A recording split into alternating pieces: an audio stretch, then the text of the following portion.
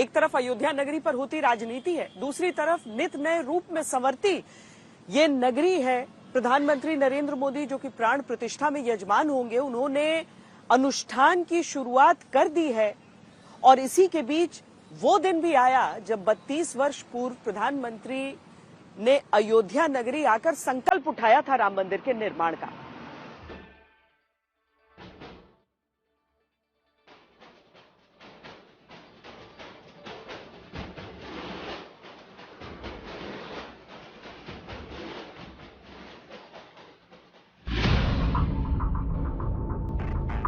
आस्था रखने वाले आज भी जा सकते हैं, कल भी जा सकते हैं, परसों भी जा सकते। निमंत्रण भगवान का कौन कैसे दे सकता है? भगवान तो जिसको बुलाते हैं वो अपने आप स्वयं चला जाता है। भगवान राम की भरोसे बीजेपी पार्टी चुनाव जीतना चाहते हैं। इंडी गठबंधन को सिर्फ एक ही काम आता है, इंडी गठबंधन हमारी आस्था पर चोट करता है। इन्होंने मंदिरों को, हमारे त्योहारों को भी लूट का माध्यम बना दिया है। अयोध्या में धर्म यात्रा चल रही है। कांग्रेस की राजनीतिक न्याय यात्रा मणिपुर से शुरू हो चुकी है। रैली में मुद्दे स्थानीय अधिक थे, लेकिन राम का नाम वहां भी आ ही गया। मणिपुर के लिए कौन लड़ेगा? वही मुख में राम बगल में छुरी, ये मत करो जनता के साथ। यही हम चाहते हैं। सभी को भगवान की याद आती है, भगवान के बारे में सभी लोग आस्था रखते हैं, इसमें कोई शक नहीं है, लेकिन वोटों के लिए मत करो। जिनको राम से प्यार है वो जरूर आएंगे, जिनको रोम से प्यार है वो नहीं आएंगे। इसलिए राम और रोम में अंतर चुनना है। हमें राम की संस्कृति, ये राम की संस्कृति है।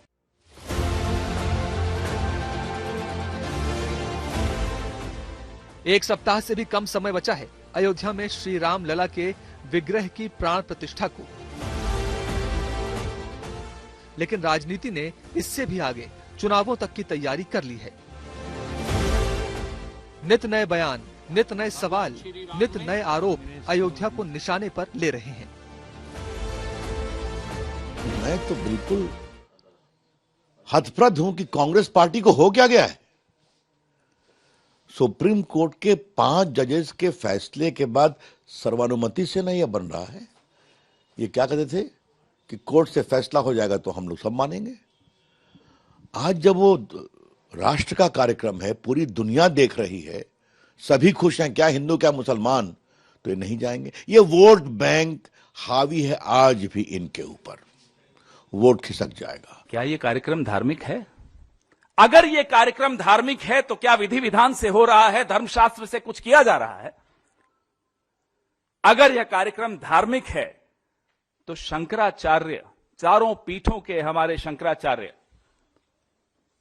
क्या उनकी सलाह से, उनकी देखरेख से इस कार्यक्रम का स्वरूप तय किया जा रहा है? हालांकि अयोध्या की पहचान बन चुके चेहरे सबके स्वागत की प्रतीक्षा कर रहे हैं। राजनीति नहीं है, उसको हम धर्मनीति कहते हैं, भक्ति कहते हैं, आत्मसमर्पण कहते हैं भगवान के प्रति।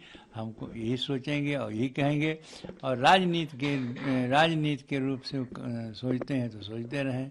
हम तो ये चाहते हैं कि जो है प्राण प्रतिष्ठा की जो है पूजा होने जा रही है, सभी आवें और आवें अयोध्या में जो है दर्शन करें, पूजा करें, जो भी उनके अंदर जो है मनमुटाव है सब जो है खत्म करें। प्रधानमंत्री के आह्वान पर देश भर के मंदिरों, तीर्थों के स्वच्छता अभियान की शुरुआत भी हो चुकी है। अयोध्या से खुद मुख्यमंत्री योगी आदित्यनाथ ने उत्तरदायित्व संभाला। विपक्ष कहता है प्राण प्रतिष्ठा एक राजनीतिक कार्यक्रम है। प्रधानमंत्री सीधे तौर पर जवाब नहीं देते हैं, लेकिन 11 दिन पहले वो ये घोषणा कर देते हैं कि वो अनुष्ठान करेंगे, क्योंकि उनके लिए ये आयोजन एक ऐसा समय है जब उन्हें सभी रीति रिवाज परंपराओं का निर्वहन करते हुए प्रभु श्री राम की प्राण प्रतिष्ठा करनी है। मोदी जिस अनुष्ठान की बात कर रहे हैं वो शास्त्र सम्मत है। सनातन व्यवस्था के अनुसार प्राण प्रतिष्ठा को भगवान की प्रतिमा में ईश्वरीय जागृति के संचार का अनुष्ठान बताया गया है। शास्त्रों में ही अनुष्ठान से पूर्व अनिवार्य नियमों का निर्देश भी दिया गया। ये तो विश्व का अद्वितीय मंदिर बनने जा रहा है और देश के वो प्रधानमंत्री के रूप में नहीं, यजमान के रूप में अयोध्या आएंगे। अब इस समय वो 11 दिनों तक उन्होंने संकल्प लिया, तो उसमें है कि भूमि में सोना, कुछ की चटाई हो और एक समय आहार लें, शाम के समय, दिन में अनुष्ठान के समय फलाहार लें, और यहाँ तक कि है कि गीता है, रामायण है, दुर्गा सप्तशती का पाठ है, और जो पूजन विधि है उसके अनुरूप शाक है, पात है और जल है, गौ का दुग्ध है। ऐसे ऐसे खान पान में जब रहेंगे, ब्रह्मचर्य का पालन है, तो ये, और उसके बाद जो है निराहार रहना पड़ेगा और सिला हुआ वस्त्र न पहने। तो ऐसे रूप में जब प्रधानमंत्री जी एक यजमान के रूप में अयोध्या आएंगे। मोदी अपनी दैनिक दिनचर्या के बारे में कई बार स्वयं बता चुके हैं, जिसमें ब्रह्म मुहूर्त में जगना, योग साधना और सात्विक आहार सम्मिलित है। इस सब के बाद उनकी व्यस्तता और राजनीति धर्म के कर्तव्य भी शामिल है। ऐसे में उन्होंने कठोर तपस्या का व्रत लिया है, ये उनकी इच्छा शक्ति का प्रमाण माना जा सकता है। शास्त्रीय परंपरा है, वैदिक परंपरा है। उस परंपरा का निर्वहन करने के लिए भगवान राम ने नासिक में पंचवटी में तपस्या किया था। जहाँ पर भगवान राम ने तपस्या किया था, उस तपस्थली से गोदावरी नदी के तट से मोदी जी ने यह अभियान प्रारंभ किया है। तो रामचरितमानस का नवान पाठ करेंगे और फलहार रहेंगे, जो मानस में लिखा है कि करई आहार शाक फल कंदा और सुमिरहि ब्रह्म सच्चिदानंदा, इसका पालन करेंगे। और यह अनुष्ठान देश की एकता, देश की अखंडता और देश की भव्यता के लिए वो कर रहे हैं। प्रधानमंत्री मोदी ने अपने संदेश का प्रारंभ राम नाम से किया और समापन गर्भगृह में 140 करोड़ जनता की शक्ति को आत्मसात करके उनकी उपस्थिति को सुनिश्चित करके किया। जिनके जीवन का एकमात्र ध्येय रहा है भव्य राम मंदिर का निर्माण, ऐसे असंख्य लोगों की स्मृतियां मेरे साथ होगी। जब 140 करोड़ देशवासी उस पल में मन से मेरे साथ जुड़ जाएंगे और जब मैं आपकी ऊर्जा को साथ लेकर गर्भगृह में प्रवेश करूंगा, तो मुझे भी एहसास होगा कि मैं अकेला नहीं, आप सब भी मेरे साथ हैं। रामकाज को संपन्न करने के लिए संपूर्ण देश का आशीर्वाद मांगा प्रधानमंत्री ने और राम जन्मभूमि मुक्ति संघर्ष में अपना सर्वस्व झोंक देने वाले राम भक्तों को श्रद्धांजलि भी दी। मैं अपने साथ राम मंदिर के लिए अपने जीवन को समर्पित करने वाले अनगिनत व्यक्तित्वों की प्रेरणा लेकर जाऊंगा। त्याग तपस्या की वो मूर्तियां, 500 साल का धैर्य, दीर्घ धैर्य का वो काल, अनगिनत त्याग और तपस्या की घटनाएं, दानियों की बलिदानियों की गाथाएं, कितने ही लोग हैं जिनके नाम तक कोई नहीं जानता, लेकिन जिनके जीवन का एकमात्र ध्येय रहा है भव्य राम मंदिर का निर्माण। मोदी यजमान की भूमिका में है और सनातनियों के नेतृत्वकर्ता के रूप में प्राण प्रतिष्ठा से पहले अनुष्ठान उनका आध्यात्मिक धर्म भी था। मोदी ने ये सुनिश्चित किया है कि रामलला के आगमन के कार्यक्रम में कोई त्रुटि न रह जाए। 22 तारीख को रामलला के विग्रह की प्राण प्रतिष्ठा होनी है, पर इस दौरान जो पूरा कार्यक्रम है उसमें क्या क्या होगा, प्राण प्रतिष्ठा की पूजा किस तरीके से की जाती है, प्रधानमंत्री अगर यजमान की भूमिका में है तो इसके मायने क्या है। नेत्रोन्मिलन की प्रथा प्राण प्रतिष्ठा का आवश्यक अंग है। पूजा के दौरान जब इस प्रथा का मुहूर्त आएगा, तब प्रधानमंत्री श्री रामलला प्रतिमा के ठीक पीछे जाएंगे और उनकी आंखों पर बंधी पट्टी खोलेंगे। इसी समय कोई विशिष्ट जन सामने दर्पण लेकर खड़ा रहेगा, जब प्रधानमंत्री मोदी पट्टी खोलेंगे तब प्रभु श्री राम की सीधी दृष्टि दर्पण में पड़ेगी। इसके बाद सबसे पहले प्रधानमंत्री रामलला की आंखों में सोने की सलाई से शहद और घी से अंजन लगाएंगे। इस बीच मंत्रोच्चार चलता रहेगा। इसके बाद प्रभु राम के सामने स्वर्ण रखा जाएगा। मान्यताओं के अनुसार ईश्वर की दृष्टि की तीव्रता को सोखने की सबसे अधिक क्षमता सोने में मानी गई है। इसके बाद ही भक्त प्रभु राम की आंखों की तरफ देख सकेंगे। आंख उस दिन खोला जाएगा जिस दिन हमारे देश के प्रधानमंत्री प्राण प्रतिष्ठा करेंगे। अच्छा, प्रथम दृष्टि नेत्र को मोदी ही खोलेंगे, ये भी सौभाग्य है। प्राण प्रतिष्ठा कार्यक्रम के समय कब किया जाता है नेत्रोन्मिलन, और क्यों ये प्राण प्रतिष्ठा के लिए जरूरी है, आइए वो भी आपको हम बता देते हैं। भगवान के नेत्रों को आवरण जब किया जाता है यानी पट्टी लगाई जाती है, उसका कर्मकुटी यानी कि उसका मूल स्थान जो है जहां पर मूर्ति बन के तैयार होती है वहीं पर मूर्ति को स्नान करा करके और गोबर, गोमूत्र, पंचगव्य इत्यादि दुग्ध, दही सभी पदार्थों से स्नान करा करके और फिर दिव्य कलश से स्नान कराते हैं, चंदन के जल से स्नान कराते हैं और उसके बाद मूर्ति का नेत्रावरण करते हैं यानी आंखों में मोम लगाते हैं अथवा लाल अथवा पीली पट्टी लगा करके भगवान के नेत्रों को बंद किया जाता है। और उसके बाद प्राण प्रतिष्ठा की विधि जब चालू होती है तो भगवान का दिव्य 96 कलशों से जो महास्नपन होता है, उस स्नपन में द्वितीय वेदी के स्नान के समय भगवान की मूर्ति की नेत्रों को खोला जाता है सभी के लिए, दिव्य दृष्टि के लिए। और फिर वो स्नान होने के बाद मूर्ति नगर भ्रमण के लिए जाती है और सब लोग दिव्य दर्शन करते हैं, पहली बार चल रूप में, और उसके बाद फिर मंदिर के गर्भगृह में जाकर के मूर्ति प्रतिष्ठित होती है। प्रधानमंत्री मोदी नेत्रोन्मिलन कार्यक्रम के अतिरिक्त भगवान राम का षोडशोपचार पूजन भी करेंगे। इस पूजा को 16 चरणों में किया जाता है। इसमें पाद्य, अर्घ्य, आचमन, स्नान, वस्त्र, जनेऊ, आभूषण, सुगंध, पुष्प, धूप, दीप, नैवेद्य, तांबूल, स्तुति, तर्पण और प्रणाम सम्मिलित है।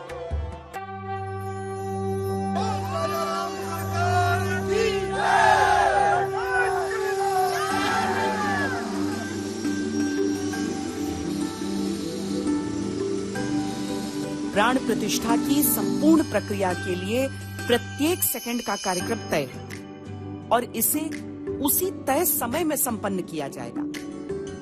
रामलला की प्राण प्रतिष्ठा के लिए 84 सेकंड का शुभ मुहूर्त है। ये शुभ समय 22 जनवरी 2024 को 12:29:08 से 12:30:32 तक का होगा। देश भर में जितने राम भक्त हैं वो चाहते हैं कि वो 22 तारीख को अयोध्या नगरी आए, पर नगरी का आकार इतना बड़ा नहीं है कि ये करोड़ों लोग यहाँ पर आ सकते हैं। इसीलिए शुरुआत से ये कहा गया कि जो जहां पर है वहीं पर पूरी श्रद्धा के साथ उस अनुष्ठान का हिस्सा बने। और 14 तारीख से लेकर 22 तारीख तक ऐसी चीजें निर्धारित कर दी गई जो लोग अपने क्षेत्र में रहते रहते ही कर सकते हैं।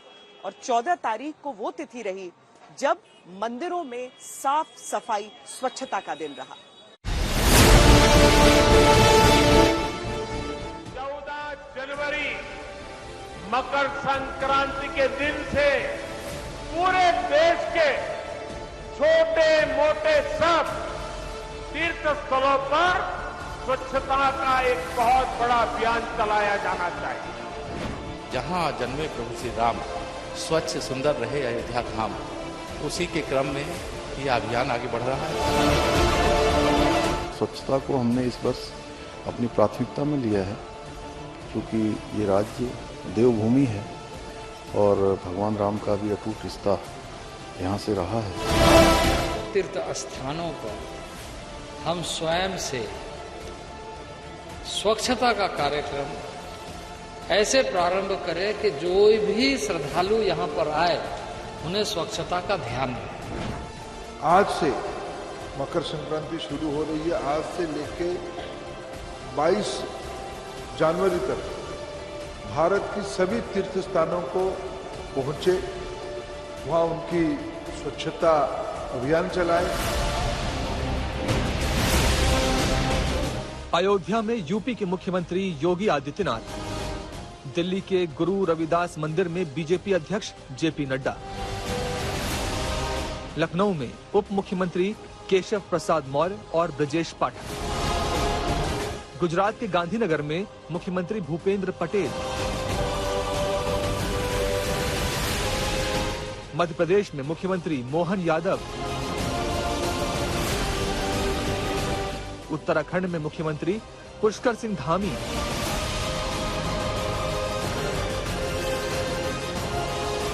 महाराष्ट्र में मुख्यमंत्री एकनाथ शिंदे, जमशेदपुर में केंद्रीय मंत्री अर्जुन मुंडा, ओडिशा में केंद्रीय मंत्री अश्विनी वैष्णव और धर्मेंद्र प्रधान।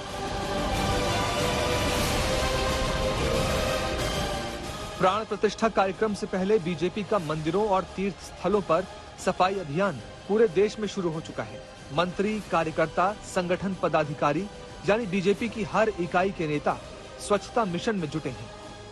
प्रधानमंत्री मोदी ने अपील की थी, लेकिन सबसे पहले अभियान की शुरुआत भी उन्होंने ही की। 12 जनवरी को प्रधानमंत्री मोदी नासिक आए थे। अपने तय शेड्यूल के कार्यक्रम निपटाने के बाद कालाराम मंदिर में झाड़ू लगाई, पोछा लगाया और देशवासियों से प्राण प्रतिष्ठा के पावन अवसर पर मंदिरों में सफाई का आह्वान दोहराया।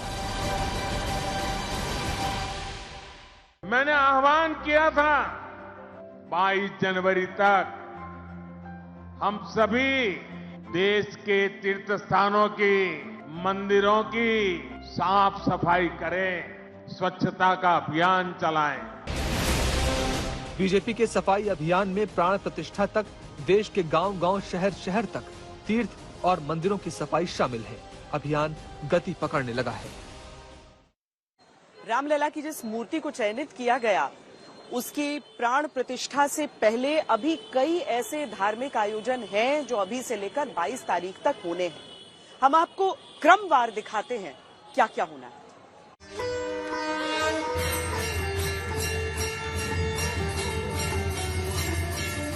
भूतल का निर्माण लगभग पूर्ण है। जो बचा हुआ काम है उसे भी 15 जनवरी तक पूरा कर लिया जाएगा।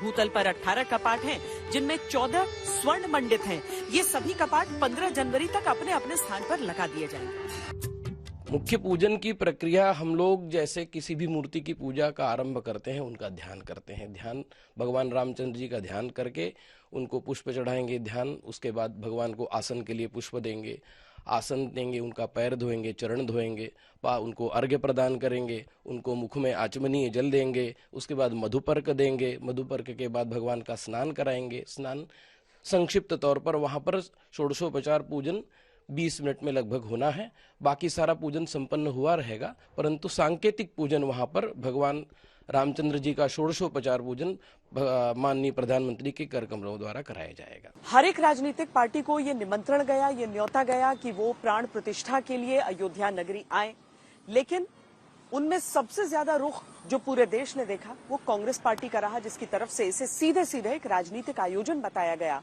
और इनकार कर दिया गया कि कोई नहीं जाएगा प्राण प्रतिष्ठा के लिए। दोनों तरफ दिखती ये तस्वीरें देश का मिजाज हैं आज तक। एक तरफ अयोध्या की वो तस्वीरें हैं जिसमें रामलला के स्वागत की धूम मची है, दूसरी तरफ ये होड़ मची है अयोध्या पर आरोप प्रत्यारोप की राजनीति की।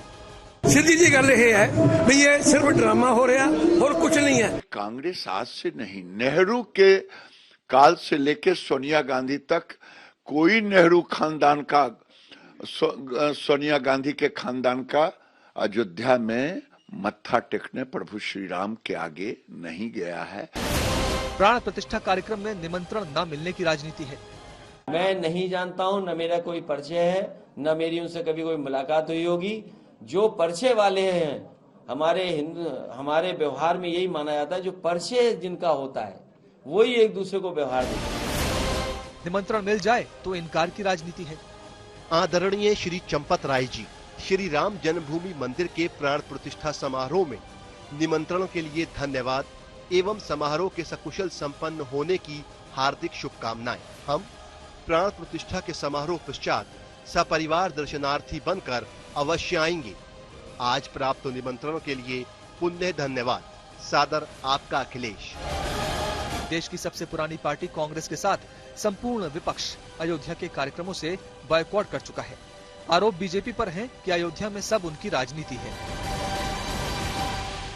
धर्म के नाम पर इस इशू को पॉलिटिसाइज अगर किया जा रहा है तो उसके पक्ष में हम लोग नहीं हैं, लेकिन हर व्यक्ति की आजादी है, उसकी आस्था किस भगवान में है, किस देवता में है, किस मंदिर में है, किस गुरुद्वारा में है, उसका व्यक्तिगत निर्णय है। आज अगर वो राम जी का मंदिर का दर्शन करने नहीं जाएंगे, इस कार्यक्रम में नहीं उपस्थित होंगे, तो पहले से उनका यही सोच था, आज भी सोच दिखा है और मुझे नहीं लगता उनकी सोच बदलने वाली है।